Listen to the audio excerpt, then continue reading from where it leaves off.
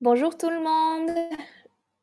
Je vous souhaite un bon après-midi, un bon début de l'après-midi. Ravie de vous voir ici dans notre webinaire avec Jean-Philippe.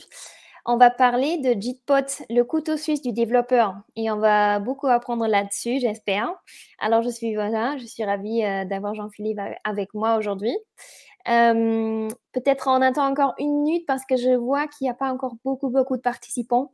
Alors du coup, si vous voulez me laisser un petit commentaire dans le chat que vous trouvez juste en bas à droite, d'où vous venez, si vous êtes déjà freelance ou pas encore, comment vous avez trouvé ce webinaire en ligne ou peut-être sur LinkedIn, ce serait super intéressant pour nous de savoir.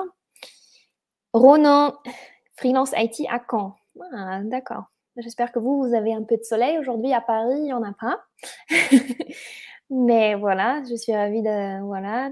Troulès, on dit Troulès. Ah, c'est Manuel Troulès, c'est ça, j'imagine. Enchantée, du coup.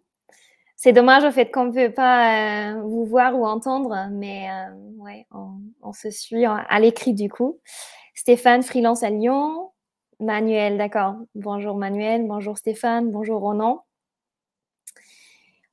14h03, peut-être, voilà, peut-être on commence. Du coup, je ne sais pas si vous avez déjà, si vous êtes déjà venu à d'autres webinaires de la part de Malte, mais moi, je suis Ariane. Voilà, je suis ravie que vous soyez là.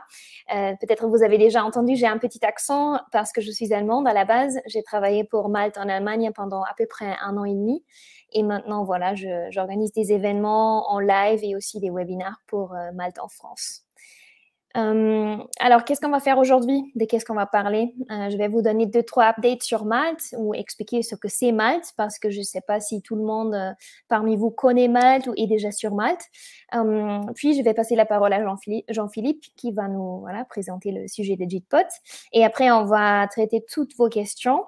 Du coup, vous avez l'onglet questions et aussi chat et vous pouvez mettre vos questions là-dedans et puis on va les suivre et essayer de répondre au mieux à la fin. Alors, Malte, peut-être vous pouvez aussi me laisser 2-3 petits commentaires si vous êtes déjà sur Malte ou non. Parce que voilà, peut-être si vous êtes déjà sur Malte, c'est pas super important, mais qui sait, peut-être il y a encore 2-3 updates, 2-3 informations qui sont encore nouvelles pour vous. Du coup, parce que Malte est devenue maintenant la plateforme la plus grande de freelance en Europe. Oui, déjà sur Malte, d'accord, ok. Pareil que Ronan. Du coup, vous connaissez Malte déjà, vous savez ce que c'est. Du coup, nous, on met en relation les clients avec les freelances. Mais peut-être vous ne connaissez pas encore ces chiffres. Du coup, maintenant, on a à peu près 400 000 consultants indépendants sur Malte. Malte existe déjà depuis 10 ans, au moins en France. Et puis, on a aussi maintenant des bureaux à Lyon, à Madrid, à Munich et à Berlin. Et depuis l'année dernière, on est aussi en UK, aux Pays-Bas et en Belgique. Alors, on a maintenant à peu près 600 employés en Europe.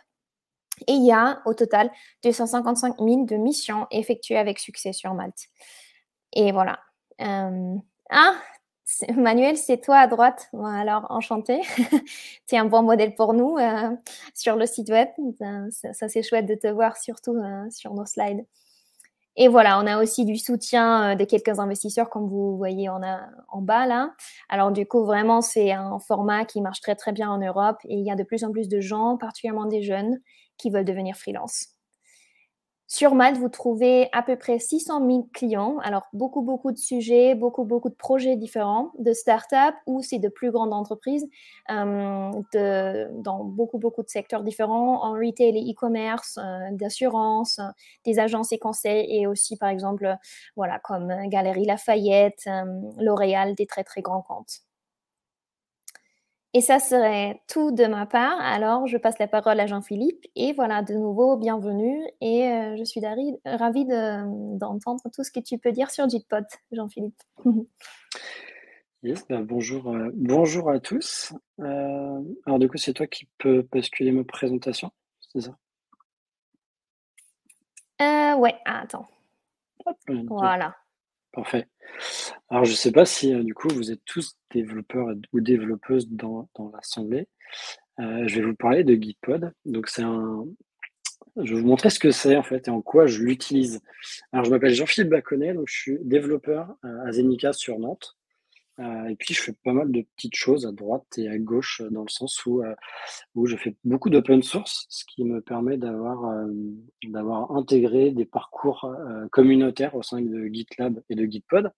Et puis, je sais pas si vous connaissez les meet-up, Human Talk, dans lequel je suis co-orga sur Nantes aussi et puis, je m'amuse à faire des ateliers, de développement pour les enfants, donc avec, l'entité Devox, for Kids. Voilà, donc là, je l'ai dit, je suis développeur, mon développeur tech lead et la plupart du temps, en fait, je vais utiliser Gitpod. Gitpod, c'est quoi? On va rentrer dans le vif du sujet, c'est un CDE. C'est un Cloud Environment Development Environment. Qu'est-ce que c'est? En fait, c'est un mot qu'on entend depuis plusieurs années. Moi, la première fois que j'en ai entendu, c'était en 2016. C'était autour de Eclipse-Che. Voilà, donc dans des CDE, il y en a plusieurs. Les plus connus, Eclipse-Che, CodeSpaces de GitHub, il y a Gitpod et puis, quand j'avais préparé, cette présentation, en fait, j'avais découvert un Code Anywhere que je ne connaissais pas du tout. Enfin voilà, il y en a plusieurs qui pop et du coup, pourquoi moi je vous parlais de Gitpod? Pourquoi c'est lui, que j'ai choisi? Et ben, en fait, tout simplement, donc je vous ai dit que je faisais partie du programme communautaire de GitLab, donc j'ai beaucoup de projets sur GitLab et dans GitLab, en fait, il y a un web IDE qui permet du coup, d'ouvrir son projet, et de éditer son code directement dans son navigateur. Donc c'est très pratique. Alors je dis pas que j'utilise le web IDE pour faire du développement Java ou du développement Node, mais en tout cas, c'est très pratique pour faire, bah, de la documentation ou de la traduction de projet ou, la modification de properties ou de fichiers, allez, soyons fous, de fichiers YAML et cetera. Et un jour, tout simplement, j'ai vu une petite flèche à côté du web IDE et comme je suis assez curieux, j'ai voulu voir ce qui se cachait et c'est là où j'ai vu, qu'il y avait une petite case Gitpod qui permettait de lancer un environnement ready to code. Du coup, bon, voilà. Donc j'ai voulu voir ce que c'était et à partir de là, voilà, j'ai adopté ce projet. Alors, je vous rassure, Gitpod, c'est une entreprise qui, du coup, est, totalement différente de GitLab et en fait, Gitpod permet aussi d'ouvrir des projets qui sont, référencés dans GitHub et aussi dans Bitbucket. Alors Bitbucket, je l'oublie parce que, je connais pas du tout, j'ai jamais utilisé, mais en tout cas, GitHub et GitLab, sont 2 solutions que j'utilise, quotidiennement et donc pour lequel un seul cloud environnement, donc Gitpod permet d'ouvrir mes projets. Si jamais vous avez, je suis utilisateur de Chrome et en fait, il y a une extension qui a été développée, je ne sais plus si elle est présente sur Firefox, mais en tout cas, ça permet de rajouter un bouton Gitpod sur tous les repos que vous allez voir, donc c'est assez pratique. Donc c'est un peu dans le screen d'en bas, où on va voir le bouton Gitpod apparaître en vert et qui va permettre d'ouvrir vos projets GitHub ou GitLab d'un seul clic. Donc c'est assez pratique. Bon, parlons coût, je disais que je faisais de l'open source. C'est vrai que c'est des projets, du coup, que je fais sur mon temps libre. Hem Et en fait, Gitpod permet d'avoir des crédits gratuits par mois. Donc avant, on parlait d'heures d'utilisation par mois, sauf qu'ils ont changé depuis l'année dernière et on parle vraiment de crédits. Et du coup, les crédits vont permettre d'utiliser un environnement cloud pour votre, projet, pour votre contexte de développement, avec des configurations de machines plus ou moins, costauds, on va dire. Donc il y a 2 configurations qui existent, la version standard et la version large. Donc là, j'ai mis les petites informations, sachant qu'au quotidien, moi, j'utilise la version standard, ce qui veut dire que je vais pouvoir profiter de mes 500 crédits pendant 50 heures. Donc pendant 50 heures, faire des projets open source, ça laisse quand même de quoi faire quand même pas mal de choses et en tout cas, bah, voilà, pourquoi Gitpod aussi? Parce que, on peut avoir une version gratuite utilisable tous les mois, ce qui est quand même pratique. Autre caractéristique de la version gratuite de Gitpod, c'est qu'on peut avoir 4 workspaces en parallèle. Ça veut dire quoi? Ça veut dire tout simplement, je peux ouvrir 4 projets en parallèle, ce qui est largement suffisant. Enfin, si on imagine des projets avec un repo Git pour le front, un repo Git pour le back, on peut avoir les 2 en parallèle ouverts, il y a pas de souci. Et si on a vraiment une application un peu plus costaud, on peut s'imaginer en avoir 4. Donc voilà. Autre caractéristique, c'est qu'on va avoir 30 minutes de durée de vie d'un workspace, tout simplement. C'est-à-dire qu'on va ouvrir donc notre projet, dans un onglet de notre navigateur, Chrome, Firefox, Safari, et cetera. Et si jamais on se loupe et on ferme l'onglet, tous nos travaux ne sont pas perdus. C'est-à-dire que notre environnement de travail va quand même exister, pendant 30 minutes. Donc on peut imaginer aller prendre une pause café, de faire autre chose, de prendre un coup de téléphone, enfin, on peut faire autre chose que travailler dessus et revenir derrière. On n'aura pas perdu nos modifications, donc c'est quand même quelque chose qui est pas négligeable et qui est bien pratique surtout, je sais pas si vous êtes adepte du, pomme W sur Mac, mais ça ferme l'onglet, donc souvent je me fais avoir et je vais faire mon projet dans mon navigateur. Alors pourquoi développer sur le cloud et du coup utiliser un CDE? Et bah, déjà, moi je trouve ça très pratique quand on arrive sur un projet. Alors que quand on change d'entreprise, quand on change de client, quand on change tout simplement de projet, quand on change même de composant d'une application, et bah, généralement ce qu'on va faire, l'étape obligatoire, c'est de lire la documentation pour pouvoir voir comment configurer le projet, comment utiliser le projet, quelles sont les commandes à faire, quelle est enfin bref, voilà, on a plein de choses à faire. Hem, Si on utilise un projet monolangage, donc si par exemple je prends une API Java ou un composant front avec qui utilise du NPM, généralement on va s'en sortir. On va s'en sortir parce que l'information est dans le README, .md. Donc ce fichier en Markdown, normalement, vous devez le savoir, est un fichier à la racine de vos projets qui permet de mentionner pas mal de choses et surtout des infos très pratiques pour, pouvoir exécuter et se sentir, on va dire confortable dans votre projet. Si jamais dans vos projets, vous ne voyez pas que l'info est présente dans le README, je vous conseille de le mettre. Clairement, c'est une bonne pratique et je recommande fortement de le faire.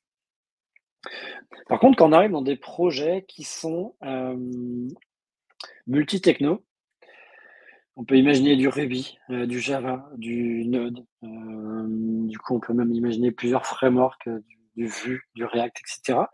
On va avoir des configurations, et c'est vrai que ça peut vraiment être compliqué. Moi, je sais que la première fois que j'ai contribué sur GitLab, il fallait installer, un outil, qui exécutait plein de choses déjà, donc ça, c'était déjà un énorme gain de temps. Mais bon, bah, voilà, ça se passait pas forcément le mieux possible. J'avais des soucis et cetera.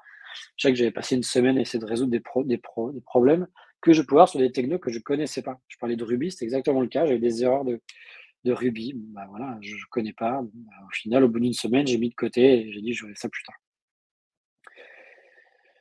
Alors pour ces projets qui sont assez compliqués, normalement, l'info est aussi dans le README et si jamais vous le faites pas, je vous le conseille vraiment fortement, sinon vous allez perdre beaucoup de personnes. Donc ça, c'est un petit troll, mais ça arrive souvent de voir en fait le README en disant: «Bah, installer le projet». Ouais, mais comment? Surtout quand c'est multi-techno, c'est assez compliqué. Et actuellement, dans les grosses applications qui sont en architecture microservices, en fait, on va pouvoir avoir des composants, si je reste en Java, des composants qui sont en Java 8, en Java 11, en Java même 17 et bientôt en Java 20. Et même si la préco et la volonté de tout le monde, c'est d'avoir la dernière version de chaque framework ou de librairie à jour, dans la vraie vie, on sait que c'est pas possible. On sait qu'il y a toujours des composants qui sont legacy, qui vont rester dans des vieilles techno, on va dire. Donc ça devient vraiment compliqué et dès qu'on va changer de projet, changer de composant, on va devoir se poser la question: «Ah mais attends, ce projet, quelle est la version qu'il utilise? Quelle est la techno qu'il utilise? Est-ce que j'utilise une version de Maven qui est en 3.6, en 3.6.3? Est-ce que c'est du Java 8, du Java 11?» Je maîtrise moins Angular, donc à chaque fois, moi, l'Angular, ça me fait vraiment crasher mes configurations. Alors je sais pas si vous, ça vous était déjà arrivé, de perdre du temps à cause de ça, mais moi, ça m'arrive régulièrement. Quand je peux pas utiliser Gitpod, en fait, ça m'arrive souvent hem, parce que, bah, voilà, j'ai mon composant qui est en Java 11, j'ai un vieux qui est en Java 8 et du coup, quand je lance les commandes de test et bah, j'utilise pas le bon JDK et du coup, ça marche pas. Alors effectivement, on peut rapidement corriger notre erreur. Effectivement, quand on voit les erreurs, ça doit nous faire tilt de dire: «Ah bah, est-ce que c'est pas une autre version de Java que je dois prendre?» et on corrige le problème. Peut-être, mais ça, c'est quand même de la fatigue qui va être, bah, assez récurrente, qui va être, peut-être un peu nous irriter, et c'est compliqué et si on imagine quelqu'un qui est nouveau dans l'équipe et qui va se casser les dents là-dessus, il va solliciter du monde et cetera. Enfin, bref, ça fait vraiment du temps perdu et même s'il y a des outils qui existent, comme SDKman pour la partie Java, Maven ou NVM pour ce qui est côté Node, et ben en fait, on peut quand même s'affranchir de ça. Donc ces outils, je ne sais pas si vous connaissez, mais on peut dire, par exemple, SDK use Maven 3.8.1, et dans ce cas-là, hop, notre contexte d'exécution va avoir cette version de Maven. Ça, c'est... Alors que là, Gitpod va vraiment nous donner une sorte d'isolation, c'est-à-dire que notre composant, et ben en fait, on va l'ouvrir dans un workspace qui va être sur le cloud, donc vraiment isolé des autres projets qu'on a sur notre poste, ça aucun souci. Donc en fait, on va en avoir terminé avec toutes ces galères de configuration et on va pouvoir automatiser des tâches. Quand on est dans un projet, chez un client ou dans une entreprise qui a une application, bon, ça nous fait gagner du temps, c'est quand même assez pratique. Et je vous ai dit, je faisais pas mal d'open source et dans tout ce qui est open source, en fait, c'est assez pratique parce que, en fait, on peut s'amuser à aller faire des contributions, sur GitLab, même si les technos, on les connaît pas, on veut peut-être corriger, une faute d'orthographe, une traduction. Et dans ce cas-là, en fait, on s'en fiche littéralement du langage. Donc ça nous arrange si on n'a rien à installer, clairement. Et ça, en fait, ça va permettre aussi d'attirer des contributeurs ou contributrices à venir sur votre projet et à venir vous filer un coup de main sur votre projet. Et ça, c'est quand même quelque chose qui est assez, important et je pense que je mets une petite, capture d'écran après. Mais sur certains projets, quand vous vous baladez sur GitLab ou GitHub, vous voyez des boutons Open, with Gitpod ou, Contribute avec Gitpod. En fait, ces boutons vont permettre de vous indiquer que le projet est configuré pour Gitpod. Je vais vous expliquer après ce que c'est et du coup, en fait, ça peut attirer l'œil. Moi, je sais que quand je vois des projets qui sont avec, qui possèdent ces boutons, je sais que le mainteneur ou d'autres contributeurs du projet ont fait l'effort de configurer le projet pour qu'il soit compatible avec Gitpod. Sous-entendu que j'aurai moins de travail à faire. Donc j'aurai une tendance à aller, contribuer plus facilement sur ce projet. Avec Gitpod, ce qui est pas mal aussi, c'est qu'on va pouvoir, changer d'ordi. Moi, je sais que j'ai mon ordi Zenica sur lequel je suis connecté. J'ai aussi un Mac perso, là, je suis actuellement chez un client et j'ai un autre ordi. Et parfois, j'ai envie de contribuer sur le même projet, sur les 3 ordis. En fait, j'ai pas envie de tout configurer. Clairement, c'est vraiment le cas. Surtout mon vieil ordinateur, mon vieux Mac, lui, il a plus de 10 ans, même plus de 13 ans maintenant. Et en fait, j'ai pas envie d'avoir 150 versions de Maven dessus, c'est pas le but, il a un disque dur assez limité. Et du coup, c'est vrai que mon vieux Mac me remercie parce que j'arrive à contribuer sur des projets et même à développer sur des projets sans rien avoir sur mon ordi. C'est quand même assez pratique. Et chez moi, parfois ma connexion, elle est un peu rock'n'roll et je vais travailler en 4G. Et une fois, en voulant travailler sur des Docker Compose de dizaines d'images, en fait, voilà, mon fournisseur Orange m'a dit: «Attention, vous avez consommé tous vos données data». Et ben, en fait, quand on travaille sur le cloud, bah, du coup, le téléchargement des images ne se fait pas sur son ordinateur, mais se fait sur le cloud. Donc au final, la récupération d'images et le téléchargement des images Docker, si on prend cet exemple-là, et ben, en fait, n'impacte pas votre réseau. Du coup, ça peut même aller plus vite que chez vous. Pratique, on peut même imaginer travailler sur son téléphone, sur sa tablette, et cetera. Enfin, on peut vraiment faire pas mal de choses. Alors Gitpod, je vous parle de Gitpod depuis tout à l'heure, je ne vous ai pas montré ce que c'est. Alors Gitpod, je vous ai dit qu'on pouvait l'ouvrir dans son navigateur. Et en fait, dans son navigateur, dans votre profil Gitpod, vous allez choisir si vous pouvez utiliser le VS Code qui se trouve dans votre browser, donc c'est une instance VS Code, ou alors depuis l'année dernière, on peut même télécharger un client JetBrains. Donc ça, JetBrains, ça doit parler pour pas mal de gens. Une version sur votre ordinateur de JetBrains qui va se connecter à Remote à plusieurs outils, dont Gitpod, ce qui veut dire que vous allez avoir le raccourci clavier de votre ordinateur, mais en utilisant vraiment un workspace de travail qui va être sur le. Ça, j'ai pas trop utilisé, je vais pas en parler longtemps. Moi, j'utilise tout le temps la version browser et du coup, j'utilise VS Code. Donc VS Code, voilà à quoi ça ressemble. Je pense que vous le connaissez aussi. Et du coup, en fait, mon impression d'écran, je l'ai rogné, mais en fait, je suis dans mon navigateur. Du coup, je parlais d'IntelliJ avant. Avant, en fait, il y avait un template IntelliJ qui était disponible, qui a été déprécié. Voilà, depuis 2021, ça a mis de. Et pour le coup, maintenant, il y a vraiment l'outil JetBrains Gateway qui existe et qui permet de faire des choses plutôt sympas. Donc, comme je disais, sur votre ordinateur et vous te connectez sur des projets à distance.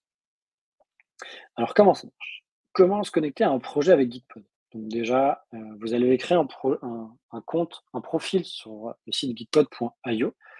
En fait, vous allez directement pouvoir vous connecter avec soit votre compte GitLab et à partir de là, vous allez pouvoir, directement vous connecter à gitpod.io avec un dièse, mettre l'URL de votre repo, la branche et à partir de là, vous allez pouvoir vous connecter, du coup à votre projet dans VS Code. Pratique.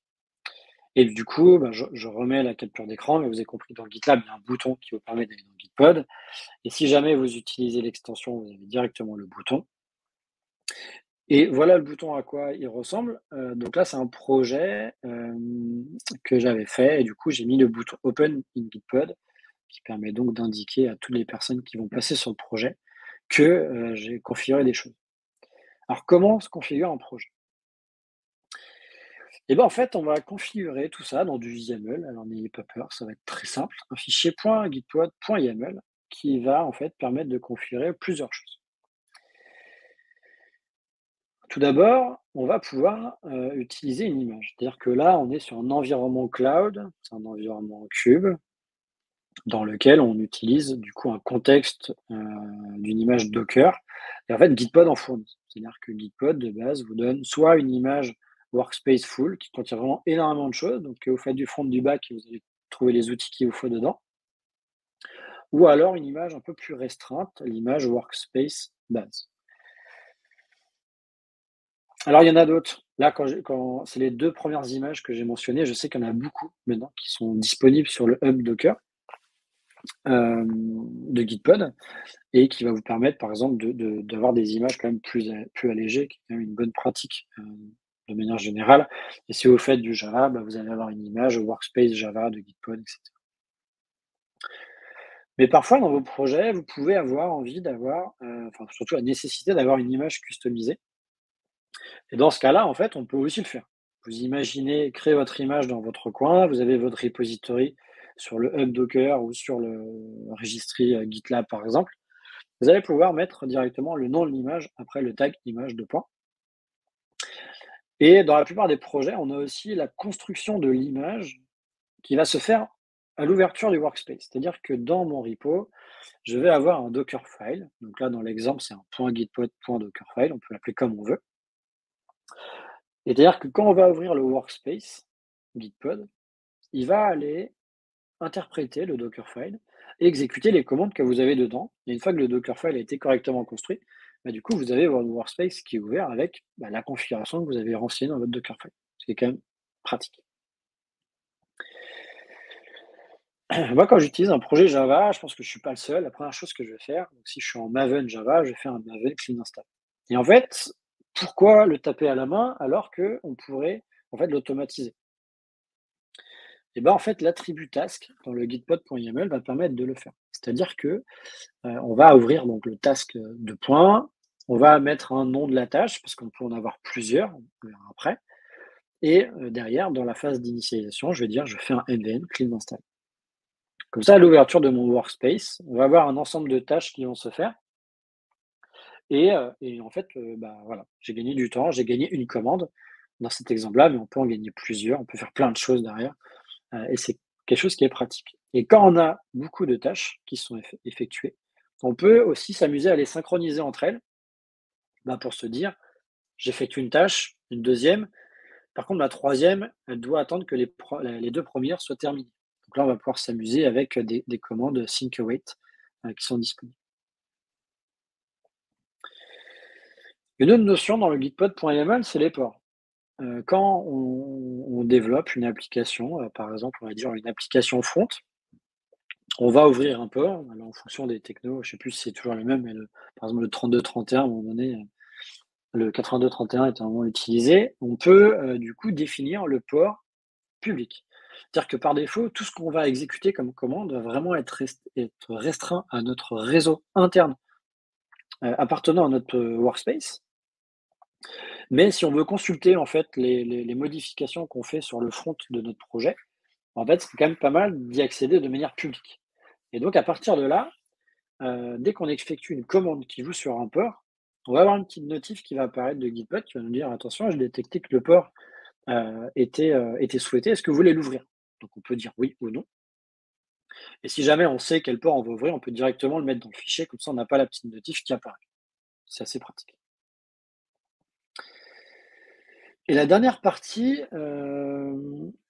qui se situe dans le gitpod.yaml, se concerne les extensions. Dans VS Code, vous le savez, il y a un lot incroyable d'extensions qui existent. Et en fait, quand je travaille sur un projet, par exemple là, c'est toujours du Java, hein, je suis resté sur le même exemple. En fait, je vais utiliser les extensions de Red Hat et puis les 2 autres qui sont mentionnées dessus. Et le fait de les mentionner dans le gitpod.yaml, en fait, va permettre à toutes les personnes qui vont venir sur le projet, bah, d'avoir déjà ces extensions disponibles, dans votre workspace et ça évite de mettre dans le readme: «Attention, si vous êtes nouveau sur le projet, veuillez installer les extensions, untel, untel, untel, untel». Donc comme ça, on peut déjà mettre à disposition un workspace complet, configuré pour toutes les personnes qui vont venir sur votre projet. Donc que vous faites de l'open source, que vous soyez dans une équipe, et ben, en fait, les nouveaux arrivants vont pas, en fait, se galérer à installer tout ce qu'il faut. Ils ont juste à cliquer et du coup, le temps d'installation et le temps de mise en place de l'environnement sur votre projet, et ben, en fait, est juste d'un clic. Donc c'est quand même, magnifique. Dans les workspaces, Gitpod, on a une CLI qui existe, GP. Donc tout à l'heure, le sync await des tâches, il y avait le GP qui était devant, j'ai fait exprès de pas le citer. En fait, c'est une CLI qui contient pas mal de choses, hein. Là, je vous ai mis une listing. Et si on fait le focus sur 2 qui vont être assez intéressantes, c'est le GP-Env qui va permettre de voir tous les environnements que vous pouvez avoir dans votre projet, qui vont permettre de faire d'autres choses. On peut avoir aussi, la commande gp-init qui permet d'initialiser un fichier Gitpod. Donc vous imaginez que vous êtes sur un nouveau projet qui a pas Gitpod, que vous l'ouvrez dans Gitpod, parce que vous pouvez quand même l'ouvrir, hein. Gitpod, il va quand même faire des choses et se baser sur les images, workspace base et full, que j'évoquais tout à l'heure. Et à partir de là, GPinit va permettre de l'initialiser. Bon, voilà. La commande gpport permet de voir les ports qui sont disponibles et gpurl permet aussi de voir l'URL de votre workspace. Comme ça, vous pouvez le donner à vos coéquipières si vous le souhaitez. Et récemment, il y a une nouvelle commande qui existe. C'est gprebuild. gprebuild, en fait, permet de reconstruire votre workspace à partir du gitpod.yaml que vous êtes en train de faire. Alors ça, c'est tout nouveau. C'est très pratique. Avant, en fait, quand on construisait le gitpod.yaml, et ben, en fait, il fallait vraiment le vérifier qu'il fonctionne. Et pour vérifier qu'il fonctionnait, on devait en fait committer le fichier, pousser le fichier, détruire notre workspace et le réouvrir. Donc on devait réattendre, etc. Et à partir de là, bah, soit le workspace, notre bonif, elle fonctionne, tant mieux, soit elle ne marche pas, tant pis. Donc dans ce cas-là, il faut refaire un revert de notre commit, réouvrir le workspace, refaire une correction, recommitter, etc. Sauf que là, vous allez ouvrir votre workspace, ouvrir votre fichier gitpod.yaml, faire votre modification et simplement effectuer un gp rebuild. Et à partir de là, il va reprendre votre gitpod.yaml que vous avez et il va ouvrir un autre workspace à partir de ce fichier-là. Et comme ça, en fait, vous n'avez pas commité, donc vous évitez de faire des manips, des manips autour de Git, et ce qui est quand même assez sympa. Alors, je vais vous montrer un peu tout ça. Je vais vous montrer 2 projets. Je ne sais pas s'il y a des questions. OK. Quelle techno peut être utilisée dans Gitpod? Et ben, en fait, on peut prendre n'importe quelle techno. On peut vraiment faire ce qu'on veut. J'en parlerai un petit peu après de template, mais on peut. Donc du coup, un projet avec du C++ natif ou managé est-il possible? Alors, du C++, ouais, j'imagine. Je sais pas la différence entre natif et managé, mais c'est possible en tout cas de faire du C++. Je vais faire un petit exemple. Alors, est-ce que le changement d'onglet, yes, ça marche. Donc là, je suis sur un projet, du coup que j'avais initialisé. On voit le bouton Open with Gitpod et du coup, je vais cliquer dessus. Toc, toc, toc. Donc là, bon, il a du mal à me reconnaître, mais c'est toujours moi. Hop. Donc là, ça a un petit peu changé. J'étais en vacances la semaine dernière, je suis revenu, ça a changé. Voilà, c'est impeccable. En fait, on a eu un petit écran qui est apparu là et qui du coup, si on change rien dans un laps de temps, là j'ai rien fait, il va quand même activer la configuration par défaut. Et en fait, c'est là où on va pouvoir changer la puissance de notre workspace. Donc là, moi, la version de base suffit largement. Et là, en fait, on voit qu'il est en train de télécharger l'image. Donc forcément, ça prend un petit peu de temps, effectivement. Je sais que ça, parfois, certaines personnes me disent: «Ouais, mais on perd du temps». Ouais, mais là, le workspace, il est configuré, en fait. Vous allez voir, il y a des choses qui tournent, très bien. Là, en tout cas, si quelqu'un veut faire du Quarkus, donc du Java avec le framework Quarkus, en fait, c'est possible. Voilà, là, mon environnement, il est disponible. Alors, je ne sais pas s'il y a des javaïstes présents ici, mais en fait, avec Quarkus, il y a du coup une CLI qui a été mise à disposition qui s'appelle Quarkus, tout simplement, et qui permet de faire pas mal de choses. Donc là, voilà, il télécharge, etc. Et en fait, là, je vois que je peux faire pas mal de choses. Et moi, quand je fais du Quarkus, même si la CLI apporte juste des raccourcis, l'utilisation, moi, je l'utilise tout le temps parce que, bah, voilà, elle permet de faire des choses plus simples et du coup, de démarrer un projet ou d'initier un projet. Donc en fait, moi, quand j'ai créé ce template, je voulais vraiment mettre un template à disposition avec du Java et avec la CLI disponible et qui nativement n'est pas présente. Alors comment j'ai fait ça?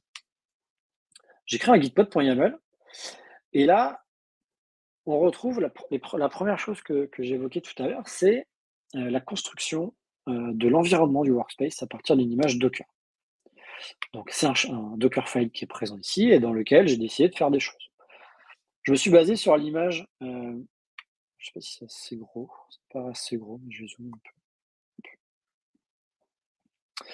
Donc je me suis basé sur l'image que justement Gitpod met à disposition, donc Workspace Java 17. Et à partir de là, voilà, je me suis amusé à installer l'outil SDKman. Vous avez compris que j'aime bien cet outil. Et je me suis dit, bah, je vais installer la CLI de Quarkus. Il faut que j'installe un autre outil. Donc j'ai installé l'outil JBang. Et à partir de là, j'ai installé la CLI en utilisant du coup une commande JBang. Donc c'est-à-dire que là, mon Workspace va s'ouvrir et je vais avoir la clé de Quarkus, hein, vous avez pu voir ici, elle fonctionne bien. Et bon, voilà, ça évite à chacun d'installer la clé. Très bien. Donc là, après, je me suis amusé en fait à créer une tâche qui simplement, entre guillemets, mettre voilà, un petit peu de joli pour dire coucou, bienvenue sur le projet. Tout est configuré pour avoir du Quarkus. Et je me suis amusé aussi à ouvrir une autre commande qui est en split right. Donc, tout simplement, elle est ouverte à droite. Donc, c'est pour ça que j'ai deux terminaux d'ouvert qui vont permettre de faire deux choses différentes. Et en fait, quand on travaille avec du Quarkus, habituellement, donc là, le projet, il n'est pas créé, mais on pourrait s'amuser, mais je vais peut-être changer d'outil.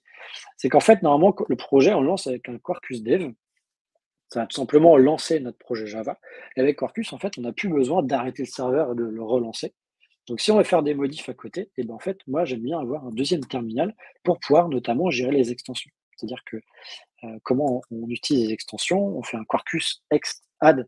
Et si par exemple je veux mettre une extension MongoDB, et ben, je pourrais le mettre ici et pendant ce temps-là, dans la fenêtre de gauche, je verrai que mon serveur, en fait, il redémarre un chaud. Donc voilà, donc ça c'est une configuration que moi j'aime bien, qu'a priori pas mal de gens aiment bien aussi. Donc je me suis dit, bah, autant le mettre comme ça évitera de créer un nouveau terminal. Mais si bien sûr je veux en créer un autre, hein, là on a le choix, on peut faire vraiment ce qu'on veut, on est dans VS Code. Sauf que, bah, en fait, les personnes qui vont arriver sur le projet, bah, ils ont pas les 2 derniers terminaux parce que c'est moi qui les ai créés à la main. Comme je suis sur des applications, des API Java qui utilisent le port 8080 et en debug 5005, en fait, je les ai mentionnés ici en disant: «Les ports, ils sont publics». Voilà et donc les extensions, bah, je les ai mis ici, comme ça on peut s'amuser à voir, et voilà que là, maintenant, bah, en fait, toutes les personnes qui vont prendre ce template vont pouvoir travailler dessus. Et si par exemple on veut s'amuser, allez, on va essayer de trouver, une autre, extension, Escalibro. Voilà, moi j'aime bien cette extension. Voilà, on peut faire des petits schémas dans VS Code. En fait, on voit qu'on peut directement l'ajouter au gitpod.yaml. Donc là, je ne l'ai même pas installé, je l'ai juste ajouté. Comme ça, si je commit ce fichier-là, en fait, les personnes qui vont arriver sur le projet après mon commit, vont avoir l'extension aussi dedans. Donc voilà, donc là, on peut s'amuser à faire plein de choses. Il y a des extensions par défaut qui sont présents dans Gitpod. Mais en tout cas, voilà, là, il y a un environnement qui est dispo et qui est assez pratique. Alors, je regarde s'il n'y a pas d'autres questions. Non, bah, je vais continuer. Je partageais un autre template. Je fais pas mal de GCP et en fait, bah, ouais, parfois, comme je dis tout à l'heure, ma connexion elle est pas terrible, donc en fait, je préfère faire les commandes, cloud, build et cloud run directement sur le cloud, ça me permet de gagner du temps. Donc pareil, j'ouvre un nouveau workspace,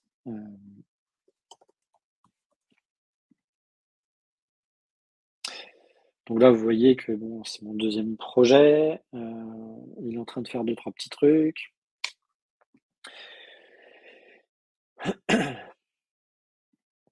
Donc là,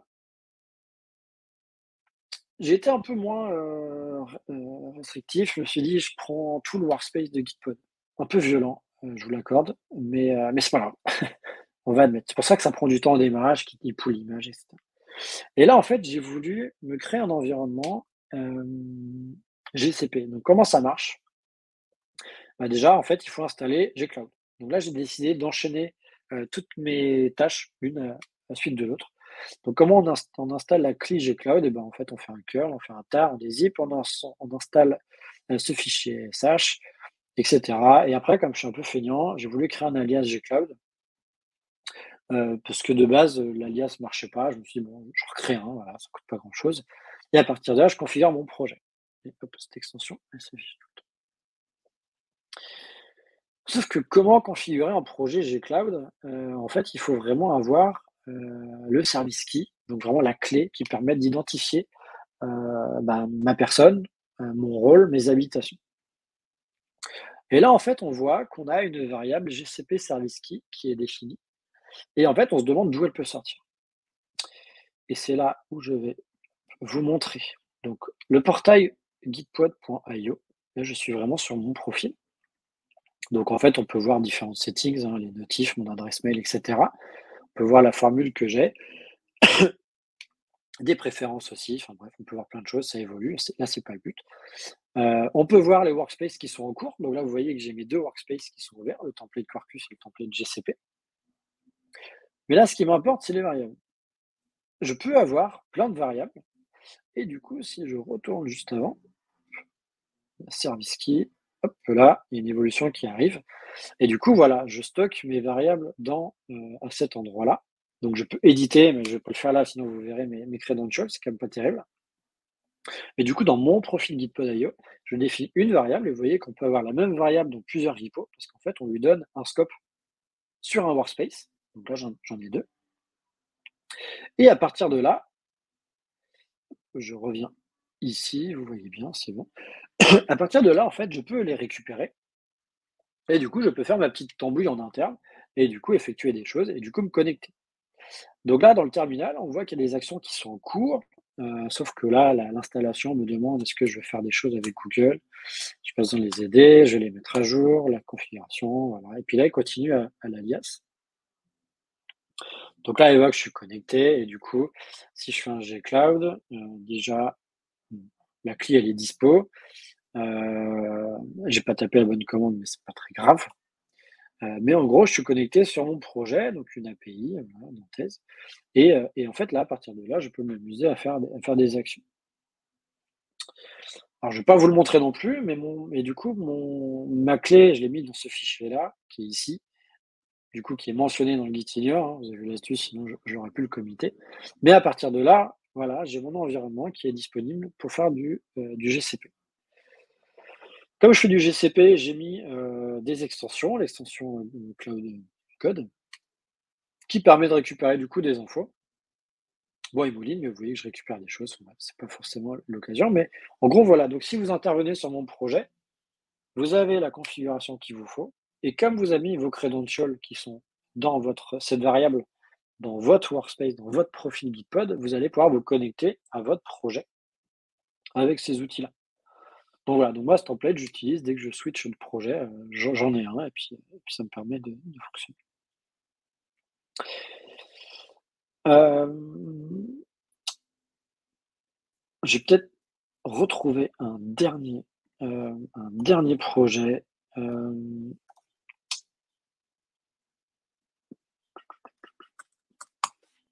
parce que là, là, je vous montre, du coup, on est dans un projet, on possède je tapais Docker, on possède. Donc on peut s'imaginer aussi avoir des projets qui contiennent plus d'informations et qui pourraient, par exemple, fonctionner avec du Docker Compose. Je sais qu'il y a pas mal, enfin, moi, j'utilise pas mal de projets, perso qui, du coup, ont pas besoin d'avoir du cube et cetera et en fait, j'orchestre ça avec du Docker Compose et en fait, on pourrait très bien imaginer, un projet qui va, en fait, contenir un Docker Compose et permettre d'utiliser, plusieurs services. C'est possible. Je trouve pas l'exemple, c'est pas très grave, je vois qu'il est déjà 42. Je préfère laisser du temps à des questions derrière. Mais en gros, voilà, on pourrait avoir, on a l'extension, Docker, on pourrait avoir l'extension Docker Compose, on pourrait avoir l'ensemble de nos services et du coup travailler, sur une application, qui contient plusieurs conteneurs et du coup, il y a là-dessus, il y a pas de souci, donc c'est vraiment très intéressant.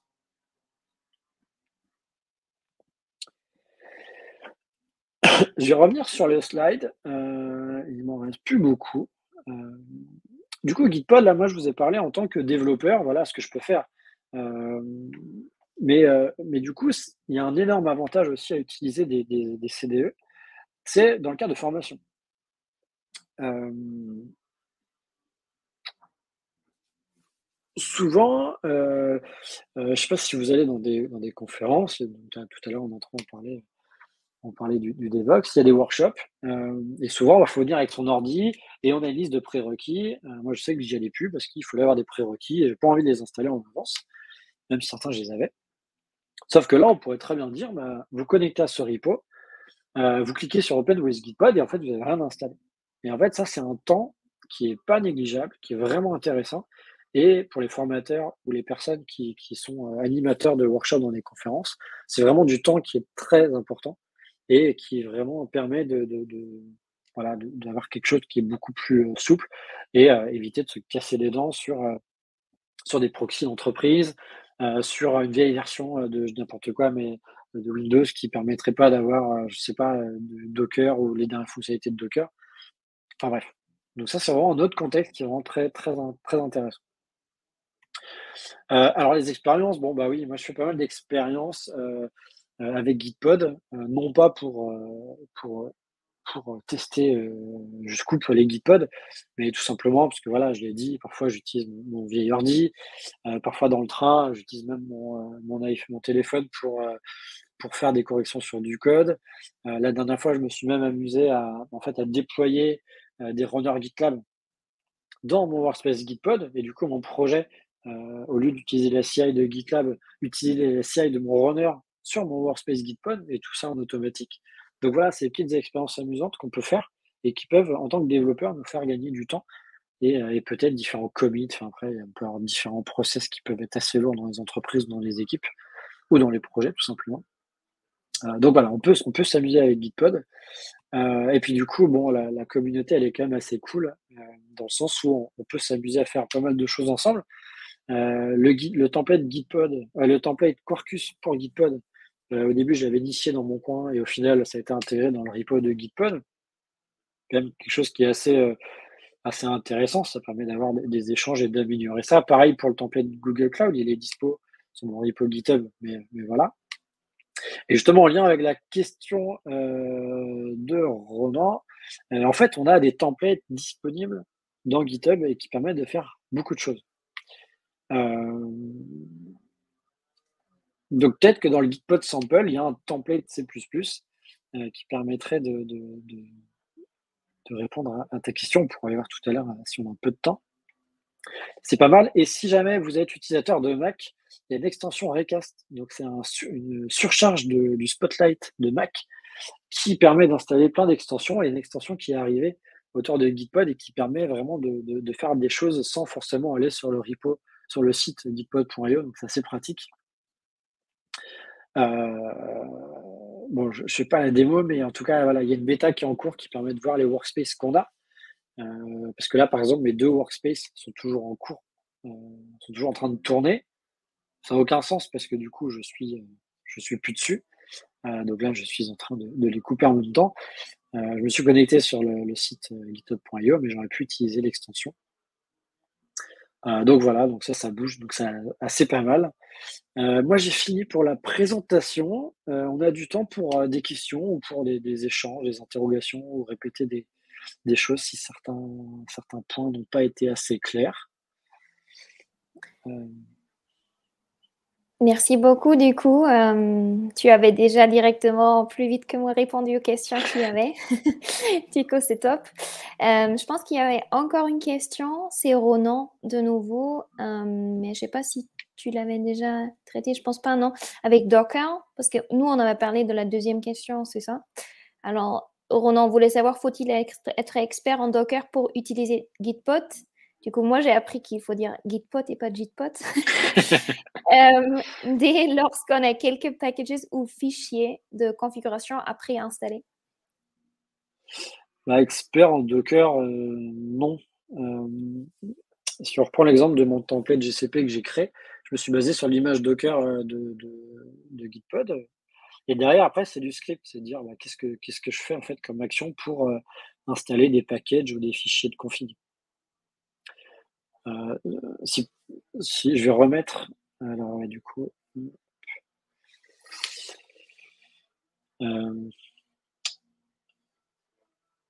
hop, je reviens juste là-dessus. Là, par exemple, là, on voit que effectivement, je me suis basé sur l'image full. Et derrière, après, c'est des commandes Linux, enfin des commandes, voilà. Donc là, je suis sans être expert Docker, tu peux arriver à installer des choses comme tu le ferais sur ton ordi, en fait. Clairement, il faut juste se dire que voilà, quelle image faut prendre. Tu vas pas prendre une image de base Java si tu veux exécuter des commandes curl ou des commandes, etc. Je sais pas si ça répond exactement à la question. Je pense que c'est bien, ouais. Si vous avez d'autres questions, laissez-nous savoir, soit dans l'onglet questions, soit dans l'onglet chat. Bah oui, Ronan dit OK, merci, alors c'est bon. Sinon, peut-être aussi si vous voulez partager ce qui vous a intéressé le plus, hein, est-ce que ça va vous donner voilà, des astuces, du soutien pour votre voilà, vie quotidienne? Ce serait top de savoir. Et sinon, si vous avez d'autres idées, bien sûr, sur des sujets tech ou non tech pour nous, pour d'autres Malte Academy, ce serait cool aussi, toujours. Pour le changement d'ordi, quand tu es à l'extérieur, ça me semble vraiment utile. Oui, oui, clairement. Par exemple, tu peux imaginer et dire, en fait, tu laisses ton ordi chez toi, tu vas ailleurs ou tu utilises l'ordi d'un collègue et tu peux retrouver ta configuration. Quelque chose qui est très plaisant. À Zenica, on fait pas mal de conférences et pour les démos, on peut imaginer, je sais pas, son ordi a plus de batterie quand on arrive à la présentation, ce serait vraiment dommage, mais derrière, si on reprend l'ordi de quelqu'un, on se reconnecte à son compte GitHub ou GitLab et puis on peut rouvrir son projet avec Gitpod. Donc, ça peut nous sauver la vie aussi dans ces cas-là. Mais... Très cool. Du coup, je pense qu'il n'y aura pas d'autres questions. Alors, on finit un peu tôt, mais je pense qu'on a parlé de tout ce qu'il fallait. Ah non, Ronan est encore là. Alors, il a testé Gitpod il y a quelque temps en voyant le bouton Gitpod apparaître dans GitHub avec l'extension Chrome, mais avait laissé tomber vu que mes projets contenant du C++ ne compilaient pas out of the box. Maintenant, je sais qu'il faudra préparer mon Dockerfile. Qu'est-ce que tu dirais à ça? Et oui, c'est de l'image, à mon avis, Workspace full ne devait pas contenir de C++. Ça ne m'étonnerait pas. Mais en tout cas, tu peux configurer ton image et j'ai regardé dans les Gitpod samples, il n'y a pas de template C++, il y a du C. Bon, après, je connais pas. Enfin, il y a un template CPP. Je vais mettre l'URL là. Je sais pas si ça peut répondre à ta question, mais ça parle de C++, template. Donc voilà. Donc quelqu'un a essayé de faire le travail peut-être pour ça. Donc ça va peut-être justement éviter de mettre la main dans des Dockerfiles. Ça parle de plein de choses que je ne maîtrise pas, donc je te laisserai aller voir. Mais sinon, oui, tu peux créer ton image Docker et faire exactement ce que tu veux, même à partir de cette image, la surcharger pour ajouter tes outils que tu veux.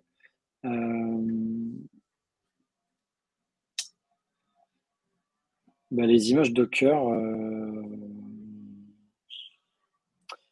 la containerisation est basée sur du kernel Linux. Tu peux faire du Docker sous Windows, mais comme tu bosses sous un browser, il n'y a pas de souci. Je te propose de tester un projet avec le template CPP que j'ai mis et n'hésite pas à me donner un feedback si tu veux. Et du coup, si les gens ont encore des questions, ils peuvent te contacter sur LinkedIn peut-être ou sur Twitter, c'est ça? Tu avais mis ton Twitter? Ouais, LinkedIn ou Twitter. Et il y a même le Discord Gitpod aussi si vous voulez. Je suis dessus, donc Ouais, vous pouvez me trop pinguer un peu bien. partout. Et juste comme info pour tout le monde, on a fait un recording de ce webinaire. Alors, si vous voulez re-regarder quelques infos ou comment ça marche, aucun souci, vous allez tous recevoir un mail demain avec le lien à notre vidéo qui sera sur YouTube du coup. Alors, s'il n'y a pas d'autres questions, je veux vraiment te remercier, Jean-Philippe. Merci beaucoup d'avoir pris le temps. Merci pour toutes les De rien. informations. Merci à tout le monde d'avoir été là. Et voilà, n'hésitez pas à nous faire un feedback ou laisser des petits commentaires ou des idées voilà, pour d'autres Math Academy. On serait ravis d'entendre vos opinions. Alors du coup, voilà, je vous souhaite tous un bon après-midi et peut-être à la prochaine fois. Merci bien. Bonne journée à Au tous. revoir, Au bonne revoir. journée. Au revoir.